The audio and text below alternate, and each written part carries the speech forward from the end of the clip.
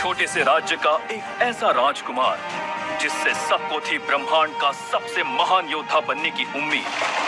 शत्रुओं ने ऐसा क्या किया कि अचानक उसकी सारी शक्तियां हो गई शून्य। क्या क्षितिज पुनः बन पाएगा ब्रह्मांड योद्धा? क्या क्षितिज ले पाएगा अपने दुश्मनों से बदला?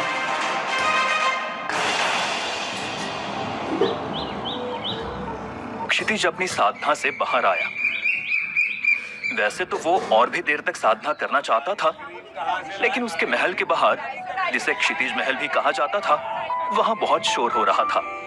उसकी 6 बहनें और तीनों जीजा उसके साधना कक्ष के बाहर खिलखिलाकर हंस रहे थे। क्षितिज ने बाहर आते ही मजाक के अंदाज में पूछा, क्या हुआ दीदी? मेरे जीजा जी इतना झूम झूम कर नाच क्यों रहे हैं? क्या आप तीनों ने हमेशा के लिए मौन व्रत ले लिया? युगंधर, जो सबसे बड़ा जीजा था, डरते हुए बोला, अरे साले साहब, हमारे इतने अच्छे भाग्य कहां कि हमें ऐसी शांति मिले। सरोजा ने आंखें चौड़ी करते हुए पूछा, क्या कहा आपने? युगंधर घबराते हुए बोला, कुछ नहीं महारानी।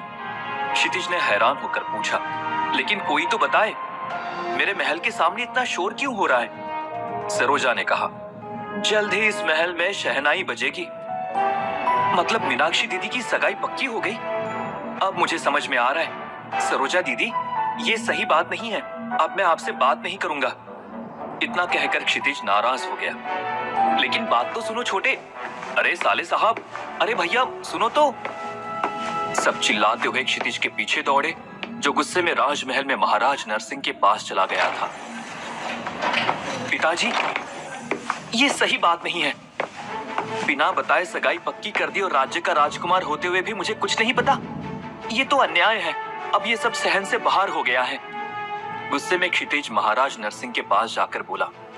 महाराज चौंक गए, क्योंकि वे तो बस इंतजार कर रहे थे कि क्षितिज की साधना पूरी हो और उसे ये खुशखबरी दे। महाराज नरसिंह ने मजाकिया अंदाज में कहा, ठीक है, फिर तुम्हारी मंगनी जो प्राणधारा साम्राज्य की राजकुमारी राज्य लक्ष्मी से पक्की हुई है, उसे मैं तोड़ देता हूँ। क्षितिज गुस्से में बोला, हाँ कर दीजिए इनकार, मेरी अनुमति के बिना मेरी बहन की। फिर उसने पिताजी की बात पर ध्यान दिया। क्या? मेरी सगाई? महाराज ने सेवकों को बुलाकर कहा, कोई है? जल्दी से एक चिट्ठी तैयार करो और उसे प्राणधारा साम्राज्य में भेज दो। उन्हें यह कह देना कि हमारे राजकुमार इस रिश्ते से सहमत नहीं हैं। राजकुमारी राजलक्ष्मी का नाम सुनते ही क्षितिज की आंखें चमक उठी।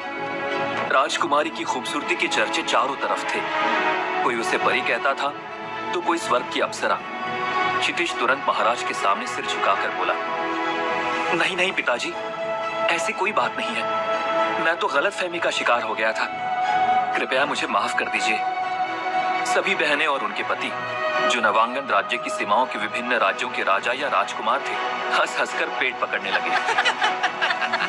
जिस पर अभी सब हंस रहे थे, वो कोई आम राजकुमार नहीं था। क्षितिज 17वें स्तर का योद्धा था, जो न केवल उसके हम उम्र युवाओं बल्कि उससे 10 साल बड़े लोगों से भी ज्यादा शक्तिशाली था। लोगों का कहना था कि अगर क्षितिज इसी तरह मेहनत करता रहा तो वो आने वाले 5 वर्षों में महाराज नरसिंह, जो 97वें स्तर पर थे, को भी पीछे छोड़ सकता था। ये कोई छोटी मोटी बात नहीं थी, क्योंकि नरसिंह नवांगन राज्य के सबसे ताकतवर व्यक्ति थे। उनके बाद सेनापति रंजीत का स्थान था, जो केवल 45वें स्तर पर थे। वैसे तो नवांगन राज्य सपनोल्लास महासाम्राज्य का एक बहुत ही छोटा राज्य था, इतना छोटा कि महासाम्राज्य के 90% लोगों को इसका नाम तक पता नहीं था। लेकिन आज राजमहल में जो संदेश आया था, उसने सबको आनंदित कर दिया था। संदेश के साथ ही क्षितिज के दादाजी की अंगूठी भी थी, जिससे साफ होता था कि उसके दादा की मित्रता के कारण ये रिश्ता आया था। खुशी के इस माहौल में हंसी मजाक चल ही रहा था कि अचानक धड़ाम की जोरदार आवाज आई। ये आवाज इतनी भीषण थी कि महल के सभी लोगों के कान फटने लगे। पूरा महल इस गूंज से कांप उठा। महल में जो भी मौजूद थे, उनके कानों से खून निकल आया। सभी दौड़कर महल की खिड़की की ओर भागे और वहां जो उन्होंने देखा, उस पर विश्वास करना मुश्किल था। अग्नि वर्षा करने वाले तो विशालकाय ड्रैगन! वे दोनों पूरे नवांगन राज्य को भस्म करने पर उतारू थे। उनकी स्तर संख्या 100 थी। अगर महासाम्राज्य को छोड़ दिया जाए तो बाकी सभी राज्य मिलाकर भी इन्हें पराजित नहीं कर सकते थे। कोई कुछ समझ पाता, तभी एक और धमाके के साथ राज्य के शस्त्रागार की इमारत आग की लपटों के हवाले हो गई।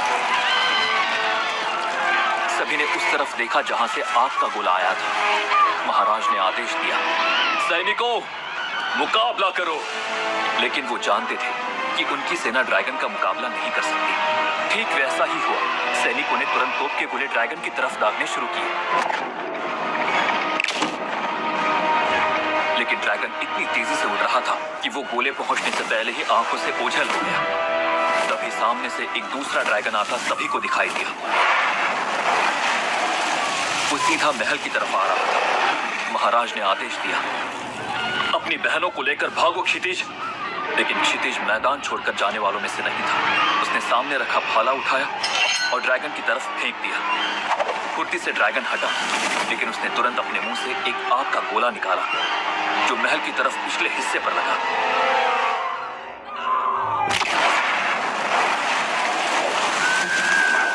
क्षितिज की सभी बहनें डर से कांप रही थी। क्षितिज, तुम या मैं इन ड्रैगन का मुकाबला नहीं कर सकते। तुम्हारी शक्तियां उन्हें छू भी नहीं सकती। क्षितिज ने गुस्से से पूछा, तो क्या पिताजी हम खामोश रहे? नहीं, लेकिन उनसे बदला लेने के लिए तुम्हें भी ड्रैगन हासिल करना होगा।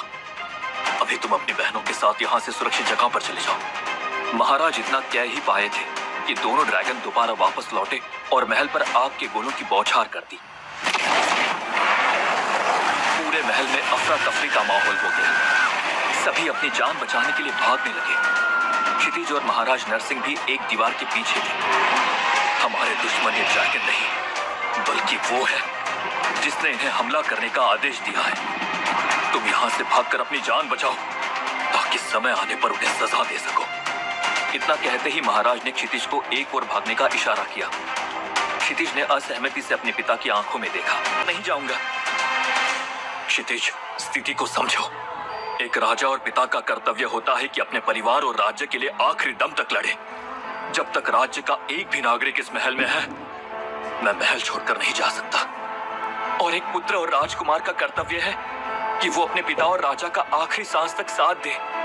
इसलिए मैं नहीं जाऊंगा। क्षितिज अपने संकल्प के लिए दृढ़ था। महाराज ने उसे समझाते हुए कहा, और एक भाई का कर्तव्य, क्या तुम्हारा कर्तव्य नहीं कि अपने राजा के आदेश का पालन करो? मुझे कुछ नहीं होगा, तुम जाओ यहाँ से। महाराज ने उसे हल्का सा धक्का देकर उस तरफ जाने को कहा, तो वो अपने आप को रोक नहीं पाया और उस तरफ भागा। उसके जाते ही एक आग का गोला महाराज की तरफ आकर गिरा। क्षितिज ने जब देखा तो वो वापस अपने पिता की तरफ मुड़ा तो उसने देखा कि उसके पिता घायल अवस्था में जमीन पर गिरे हैं। उसके मुंह से भयंकर चीख निकल गई, पिताजी! वो आंखों में आंसू और क्रोध लेकर उनकी तरफ दौड़ने लगा, लेकिन क्षितिज महाराज तक पहुंच पाता उससे पहले ही दूसरे ड्रैगन ने आग की लपटों से महल की बुनियाद पर हमला कर दिया। महल धीरे धीरे ढहने लगा। क्षितिज ने किसी तरह से अपने आप को संभाला और अपनी तलवार से उड़ते हुए ड्रैगन की तरफ कूदा, लेकिन उसका वार खाली गया और वो जमीन पर आकर गिरा। ड्रैगन ने जब क्षितिज को वार करते देखा तो वो वापस पलटा। क्षितिज ने देखा कि उसके पिताजी महल के एक हिस्से के साथ नीचे गिर रहे हैं। पिताजी! उसकी आंखों में आंसू थे। उसे यकीन नहीं था उसके पिता उसे छोड़कर जा रहे हैं। उसी समय ड्रैगन ने आग की लपटों से क्षितिज के ऊपर वार कर दिया। क्षितिज फुर्ती से हटा, लेकिन तभी महल का एक बड़ा सा टुकड़ा उसके ऊपर गिर गया। क्षितिज उसके नीचे दब गया। उसने उठने की पूरी कोशिश की, लेकिन वो नाकाम रहा। तभी उसने देखा कि ड्रैगन उसी की तरफ उड़ता हुआ आ रहा है। क्षितिज ने पूरी जान लगाकर अपने ऊपर गिरे पत्थर को उठाने की कोशिश की, लेकिन अब उसके शरीर में शक्ति नहीं बची थी। तभी उसे एक ड्रैगन उसकी तरफ आता दिखाई दिया। क्षितिज ने उठने की कोशिश की, लेकिन उसकी शक्ति शून्य हो गई थी। क्षितिज की आंखें धीरे धीरे बंद होने लगी। ड्रैगन को अपनी ओर आते हुए देखते देखते उसकी आंखें कब पूरी तरह से बंद हो गई उसे पता ही नहीं चला। उसे लगा मानो वो धीरे धीरे एक अंधेरी खाई में गिर रहा हो। उसे अपना शरीर हल्का होता हुआ प्रतीत हुआ। वो अपनी रगों में बहते हुए खून को महसूस कर सकता था। उसे अपने दिल की धड़कन महसूस हो रही थी, जिसकी रफ्तार धीरे धीरे कम हो रही थी। तभी अचानक उसके शरीर को एक जबरदस्त झटका लगा, मानो किसी बाहरी शक्ति ने उसके शरीर में प्रवेश किया हो। उसे अपना रक्तचाप बढ़ता हुआ महसूस हो रहा था। दिल की धड़कन भी धीरे धीरे बढ़ रही थी। उसका उसका मस्तिष्क भी अब समझ नहीं पा रहा था कि उसके साथ क्या हो रहा है। अचानक 1 साल बाद उसकी आंखें खुली तो उसने सामने खड़ी अपनी बहन अमृता को देखा। दीदी, हम कहाँ हैं? और हमारा परिवार? क्षितिज को आंखें खोलकर बोलते हुए देखना मानो अमृता के लिए कोई सपना हो। उसके चेहरे पर हल्की सी मुस्कान तैर गई। उसने क्षितिज के चेहरे पर प्यार से हाथ फेरा। क्षितिज ने अपना सवाल दोहराया, दीदी हम कहाँ हैं? और हमारा परिवार? हम महावन राज्य के जंगल में हैं। तुम 1 साल से कोमा में थे और हमारा परिवार और राज्य तबाह हो गया। कुछ नहीं बचा क्षितिज, कुछ नहीं बचा। इतना कहते कहते उसकी आंखों से आंसू निकल गए। क्षितिज की आंखें गुस्से से लाल हो गई। लेकिन वो ड्रैगन कहां से आए थे? क्षितिज ने अपनी कमजोर आवाज में पूछा। उसकी आंखों में अब क्रोध की चिंगारियां जलने लगी थी। अमृता ने अपने होंठ काटते हुए कहा, नहीं पता। क्षितिज ने अपनी मुट्ठियां भींचते हुए पूछा, किसने भेजा था उन्हें? अमृता ने मायूसी से जवाब दिया। उसकी आंखों में भी वही आग दिख रही थी जो उसके भाई की आंखों में भी थी। मालूम नहीं। क्षितिज अचानक चिल्लाते हुए बोला, फिर क्या मालूम है आपको? उसकी आवाज से कुटिया की दीवारें कांप उठी। वो दर्द से करहाते हुए अपना सर पकड़कर बैठ गया। उसके घावों से फिर से खून बहने लगा। पिताजी, कहाँ हो आप? उसके मुंह से एक दर्दनाक चीख निकली जिससे जंगल के पक्षी भी चौंक कर उड़ गए। मत रो क्षितिज, अमृता ने उसे अपनी बाहों में भरते हुए कहा। दोनों भाई बहन एक दूसरे से गले लगकर रो रहे थे। क्षितिज के आंसू अमृता के वस्त्रों को भिगो रहे थे। किसने भेजे थे ड्रैगन? कैसे ड्रैगन के हमले से बच गए थे क्षितिज और अमृता? जानने के लिए सुनते रहिए ब्रह्मांड का रक्षक, सिर्फ पॉकेट FM। अब जो हो गया वो हो गया। तुम बीती बातों को टाल नहीं सकते। अमृता के स्वर में एक बड़ी बहन की कठोर ममता थी। क्षितिज के आंसू अमृता के वस्त्रों को भिगो रहे थे, लेकिन धीरे धीरे उसके शरीर में एक अजीब ऊर्जा दौड़ने लगी। अचानक वो अमृता की बाहों से अलग हुआ। उसके चेहरे पर एक भयानक दृढ़ संकल्प का भाव था। मैं हमारे परिवार को इस तरह खत्म करने वाले को नहीं छोड़ूंगा, क्षितिज ने ऐसी भयानक आवाज में कहा जिसे सुनकर अमृता भी सिहर गई। उसकी आवाज में अब वो राजकुमार वाली शक्ति वापस आ गई थी। इसके लिए मुझे मेरे प्राणों की आहुति देनी पड़ी तो भी मैं हिचकूंगा नहीं। मैं अपनी आखिरी सांसों तक लड़ता रहूंगा। जैसे जैसे वो बोलता गया उसकी आवाज और भी शक्तिशाली होती गई। मेरी मासूम सी बहनों का बदला मैं जरूर लूंगा। उसने अपनी आंखों में ऐसे अंगारे लिए कहा जिससे पूरा जंगल हिल गया। अमृता ने उसका हाथ थामते हुए कहा, जरूर लेना बदला, जरूर लेंगे मेरे भाई, मैं भी तुम्हारे साथ हूं। उसकी आंखों में भी वही आग थी जो क्षितिज की आंखों में थी। उनकी आंखों की प्रतिज्ञा ने जैसे पूरे जंगल को रोशन कर दिया था। क्षितिज ऐसे ही अमृता की गोद में रोते रोते बदला लेने के सपने देखते हुए सो गया। उसके चेहरे पर अभी भी आंसुओं की चमक थी, लेकिन उसके होठों पर एक विचित्र संकल्प की मुद्रा थी। सुबह सुबह जंगल से उठती जानवरों और पक्षियों की आवाजों से क्षितिज की नींद टूट गई। वो आंखें मलते हुए उठा तो उसने देखा कि वो अपनी खटिया पर अकेला था। अमृता कहीं दिखाई नहीं दे रही थी। वो लंगड़ाते लंगड़ाते कुटिया से बाहर आया।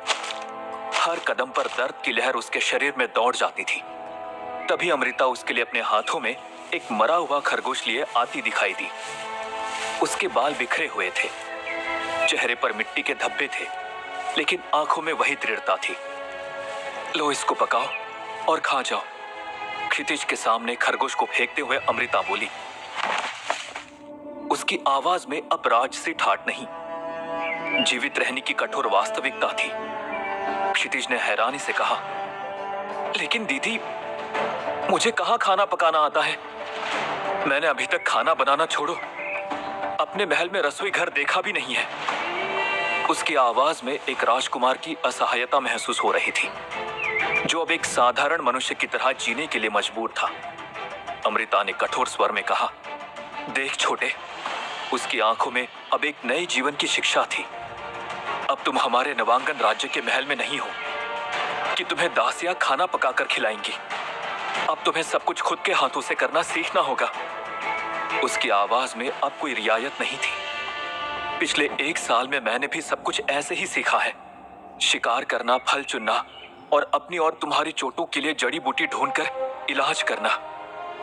लेकिन अमृता दी, क्षितिज ने निराशा से कहा, मैं तो सिर्फ शक्तियों का अभ्यास करता रहा हूं और अभी तो मुझे और जोरों से तैयारी करनी है और कड़ी मेहनत के साथ हमारे दुश्मन को हराना है। उसकी आंखों में फिर से प्रतिशोध की ज्वाला जल उठी। अमृता ने उसके कंधे पर हाथ रखते हुए गंभीरता से कहा, एक बात सुनो छोटे, तुम्हें मैं बताना ही भूल गई, तुम्हारी शक्तियां 0 लेवल पर आ गई हैं। क्या? क्षितिज ने विश्वास न करते हुए अपने शरीर में शक्ति भरने का प्रयास किया, लेकिन उसे केवल थकान और खालीपन का एहसास हुआ। उसका चेहरा पीला पड़ गया, जैसे किसी ने उसकी जिंदगी की रोशनी ही छीन ली हो। अमृता ने सच्चाई बयान करते हुए कहा, हाँ, तुम्हारे सारे लेवल्स खत्म होकर सीधा 0 हो गए हैं, क्योंकि तुम्हारे शरीर में जितनी भी शक्ति थी वो बॉडी रिकवर करने में लग गई। उसकी आवाज में अब दया का भाव था। अब क्या करूं दी? क्षितिज ने टूटे हुए स्वर में पूछा। उसकी आंखों में निराशा के बादल छा गए थे। मेरी शक्ति एक 5 साल के बच्चे जितनी हो गई है। अब मुझे पहले वाले लेवल पर आने के लिए ही 10 साल लगेंगे। उसकी आवाज में अब हताशा और क्रोध का मिश्रण था। क्या होगा मेरा? कैसे ले पाऊंगा मैं हमारे नवांगन राज्य का बदला? वो अपने सर पर हाथ रखकर बैठ गया। उसके कंधे हताशा से झुक गए थे। रो मत छोटे, अमृता ने एक नई आशा के साथ कहा। उसकी आवाज में अब एक नई योजना की झलक थी।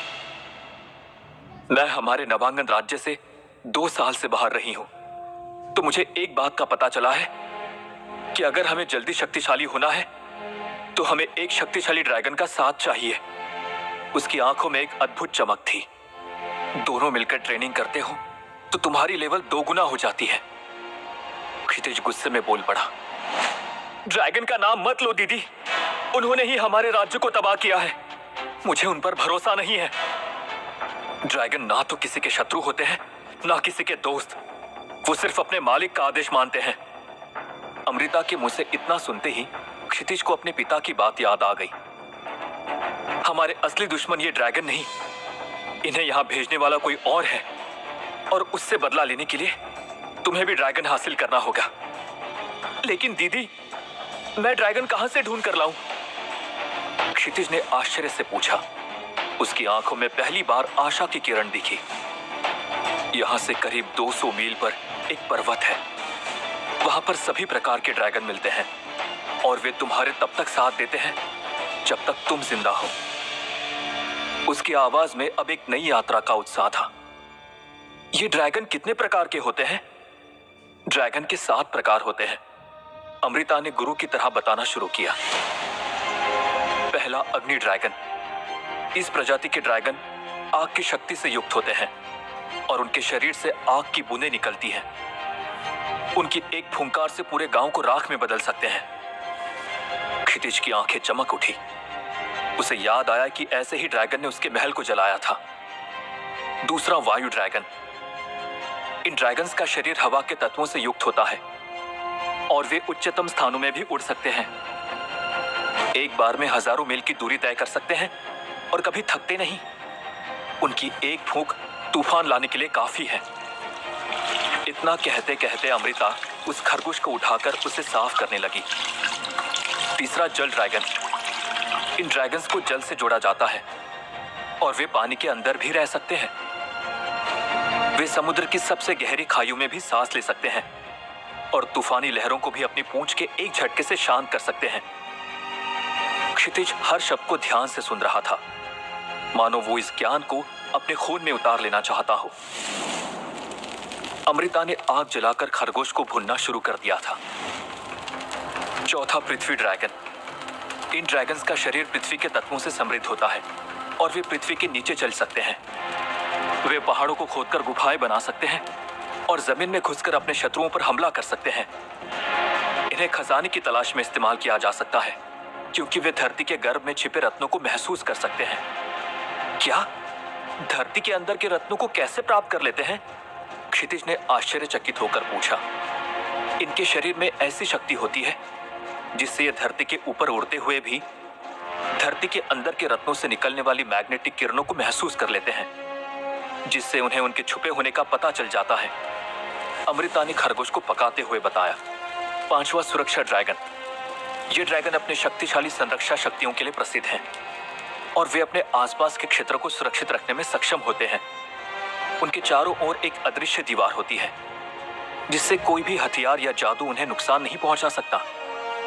वे अपने साथी को भी यहाँ सुरक्षा प्रदान कर सकते हैं, इसलिए राजा लोग इन्हें अपने राज्य की रक्षा के लिए पालते हैं। अमृता की आवाज में अब और भी गहराई आ गई थी और क्षितिज की आंखों में ड्रैगन की कल्पना के चित्र उभरने लगे थे। 6ठा रेडिएशन ड्रैगन। इन ड्रैगन्स को अद्भुत रेडिएशन शक्तियों से युक्त किया गया है और वे अपने प्रतिद्वंदी क्षेत्र को अस्त्र शक्ति से नष्ट कर सकते हैं। उनके पंखों से निकलने वाली किरणें एक बड़ी सेना को पल भर में समाप्त कर सकती है। इनको वश में करना सबसे कठिन है, लेकिन अगर कोई इन्हें वश में कर ले तो वो किसी भी युद्ध में अजय हो जाता है। आग में रखा खरगोश अब तक लगभग पक चुका था। क्षितिज ने उत्सुकता से कहा, मुझे भी अपना बदला लेने के लिए एक अजय योद्धा बनना है दीदी। मुझे इस ड्रैगन को हासिल करना होगा। रेडिएशन ड्रैगन ड्रैगन से भी खतरनाक ड्रैगन होता है। 7वां ड्रैगन सोम ड्रैगन। ये ड्रैगन सोम यानी कि असुरों के अमृत के साथ जोड़े जाते हैं। उनके शरीर से निकलने वाला अमृत घावों को भर सकता है और मरने वाले को भी जीवन दे सकता है। इनके विशाल पंख 100 वर्षों से भी अधिक उम्र के होते हैं और उनकी आंखों में पूरे ब्रह्मांड का ज्ञान होता है। क्षितिज ने अमृता की बातें सुनते हुए अपनी आंखें बंद कर ली, मानो वो इन ड्रैगन को अपने दिमाग में उतार रहा हो। इन ड्रैगन की लेवल्स होती हैं क्या? उसने अचानक पूछा। उसकी आवाज में उत्साह था। हाँ, होती है। एक पत्ते में खरगोश का मांस परोसते हुए अमृता ने बताना शुरू किया। पहली स्वल्प ड्रैगन लेवल 1 से 10 तक ये नवजात ड्रैगन होते हैं, जिनमें आग, वायु, जल और पृथ्वी की बूंदें प्रदर्शित हो सकती हैं। ये छोटे और कमजोर होते हैं, लेकिन इनकी बुद्धि तेज होती है और ये जल्दी सीख जाते हैं। इनके पंख अभी विकसित हो रहे होते हैं और ये कम ऊंचाई पर ही उड़ सकते हैं। अमृता हर विवरण को इस तरह बता रही थी मानो उसने सैकड़ों ड्रैगन्स को अपनी आंखों से देखा हो। दूसरा युवा ड्रैगन लेवल 11वीं लेवल से 25 तक। इन ड्रैगन्स ने अपनी शक्तियों को और भी विकसित किया है और वे सामान्य स्तर के क्षेत्रों में देखे जा सकते हैं। इनके दांत और पंजे धातु की तरह कठोर हो जाते हैं और इनकी आंखों में जादुई शक्तियां होती हैं। ये अपने शिकार को दूर से ही पहचान सकते हैं और अपनी प्राकृतिक शक्तियों का उपयोग करना सीख जाते हैं। क्षितिज भले ही अपना खाना खा रहा था, लेकिन उसका पूरा ध्यान अमृता की बातों पर था। तीसरा मध्यस्थ ड्रैगन 26वीं लेवल से 40 लेवल तक। इन ड्रैगन्स ने अपनी क्षमताओं को मजबूत कर लिया होता है और वे बड़े और शक्तिशाली स्तर के क्षेत्रों में दिख सकते हैं। ये पूरी तरह से विकसित होते हैं और इनके शरीर पर मजबूत कवच की तरह स्केल्स होती हैं। ये तूफान और आग जैसी प्राकृतिक आपदाओं का मुकाबला कर सकते हैं और अपने क्षेत्र की रक्षा के लिए जल्दी से जल्दी वापस आ सकते हैं। चौथी अद्वितीय ड्रैगन 41वीं लेवल से 55 लेवल तक। इन ड्रैगन्स की अद्वितीय शक्तियां और विशेषज्ञता होती है जो उन्हें अन्य ड्रैगन से अलग बनाती है। ये अपनी प्रजाति के विशेष गुणों में महारत हासिल कर लेते हैं। जैसे एक अग्नि ड्रैगन अपनी आग से स्वर्ण धातु को भी पिघला सकता है और एक जल ड्रैगन सागर की गहराई में छिपे खजाने को बिना सांस रोके हासिल कर सकता है। क्षितिज को 1 साल बाद खाते देखकर अमृता जहां खुश थी, वहीं क्षितिज बिल्कुल एक अच्छे शिष्य की तरह अमृता की दी हुई एक एक जानकारी को ध्यान से सुन रहा था। 5वां लेवल उत्कृष्ट ड्रैगन लेवल 56 से 70 तक। इन ड्रैगन्स ने अपने सबसे शक्तिशाली रूप से अपनी शक्तियों को विकसित किया है और वे अन्य ड्रैगन्स के सामान्य स्तर से आगे हैं। इनकी उम्र सैकड़ों साल की होती है और इनकी बुद्धि मानवों से भी तेज होती है। ये अपने क्षेत्र के राजा होते हैं और छोटे ड्रैगन इनका आदेश मानते हैं। 6ठी महाड्रैगन लेवल 71 से 85 तक। इन ड्रैगन्स का स्तर बहुत ऊंचा होता है और उनमें विशेष शक्तियों का संबंध हो सकता है जो उन्हें शक्तिशाली बनाती है। ये ड्रैगन अपनी प्रजाति की सीमाओं को पार कर जाते हैं, जैसे एक अग्नि ड्रैगन जो बर्फ को भी नियंत्रित कर सकता है, या एक जल ड्रैगन जो आकाश में बादलों के बीच उड़ सकता है। इनकी शक्तियां दैवीय प्रतीत होती हैं और केवल महान योद्धा ही इनसे मित्रता कर सकते हैं। अपना आखिरी निवाला खाते हुए अमृता ने आगे बताया, 7वीं अद्भुत ड्रैगन, 86वें लेवल से 100 तक। इन ड्रैगन्स को देवता समान माना जाता है और उनकी शक्तियां अद्वितीय होती हैं, जो उन्हें ब्रह्मांड के विभिन्न क्षेत्रों में समर्थ बनाती हैं। ये प्राचीन युग के साक्षी होते हैं और इनके पास वो ज्ञान होता है जो मानव इतिहास में कहीं लिखा नहीं गया। इनकी एक फुंकार से पर्वत धारा सा ही हो सकते हैं और इनकी कृपा से मृत भी जीवित हो सकते हैं। इन्हें अपना साथी बनाना लगभग असंभव है, लेकिन अगर कोई इन्हें अपना साथी बना ले तो वो स्वयं देवता बन जाता है। क्षितिज ने गहरी सांस ली। उसके मन में अब सब साफ था। उसे एक ड्रैगन का साथी बनना था और फिर वो अपने परिवार का बदला लेगा। उसकी आंखों में अब नई आशा की किरण थी। दोनों ने खाना खाया। उसके बाद अमृता कुटिया के एक कोने में गई और वहां से एक कपड़े में लिपटी हुई वस्तु निकाली। उसने कपड़ा हटाया और क्षितिज की आंखें चमक उठी। ये तो हमारे पिता की तलवार है। हाँ, अग्निज्वाला, नवांगन राज्य की पवित्र तलवार। क्षितिज ने आदर से तलवार को हाथों में लिया। इसका वजन उसे अच्छी तरह याद था। उसने इसे हवा में घुमाया और उसे लगा जैसे तलवार भी उसे पहचान गई हो। पिताजी, पिताजी, उसने धीमे स्वर में कहा। उसकी आंखों में आंसू थे। मैं आपका बदला जरूर लूंगा। अमृता ने एक लंबी सांस ली। अब हमें चलना चाहिए, उसने कहा। सूरज अभी ऊपर है। हम कुछ मील का सफर तय कर सकते हैं। क्या अमृता और क्षितिज को मिलेगा ड्रैगन? क्या मुसीबतें आएंगी उनके रास्ते में? जानने के लिए सुनते रहिए ब्रह्मांड का रक्षक, सिर्फ पॉकेट एफएम पर।